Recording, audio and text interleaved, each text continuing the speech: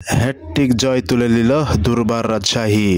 রংপুরকে গলিয়ে দিয়ে এবার সিলেট স্টার্সকে উড়িয়ে পয়েন্ট টেবিলে ৩ নম্বরে জায়গা করে নিল দুর্বল রাজশাহী। হ্যাটট্রিক জয়ে প্লে অফের আরও কাছে রাজশাহী।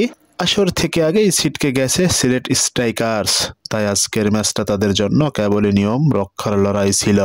তবে দুর্বার রাজশাহীর জন্য এই ম্যাচটাই ছিল মহা গুরুত্বপূর্ণ। এমন ম্যাচে ২ বিদেশি নিয়ে খেলতে নেমে বড় জয় পেয়েছে তারা। সর্বশেষ ৩ ম্যাচের সবকটাতে জেতাই প্লে অফের আরও কাছাকাছি চলে গেল তাসকিন আহমেদের দল।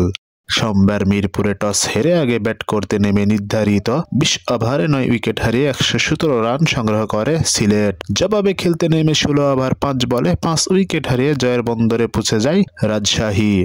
১১৮ রানের জয়ের লক্ষ্য খেলতে নেমে শুরুটা মোটেও ভালো হয়নি রাজশাহীর। ২২ রান তুলতেই টপ অর্ডারের ৪ ব্যাটারকে হারায় দুর্বাররা। ইনিংসের প্রথম ওভারেই ফেরেন সাব্বির হোসেন। ৫ বল খেলে ডাক খেয়েছেন তিনি। ৩-এ নেমে ডাক খেয়েছেন এনামুল হক বিজয়, আর ইয়াসির আলীর ব্যাট থেকে এসেছে ২ রান। টপ অর্ডার ব্যর্থতার দিনে দলের হাল ধরেন রায়ান বাল্ব ও আকবর আলী। ৪৩ রান করে আকবর আউট হলেও ভাঙ্গে ৭৫ রানের পঞ্চম উইকেটের জুটি। তবে ততক্ষণে জয়ের কাছাকাছি চলে যায় রাজশাহী।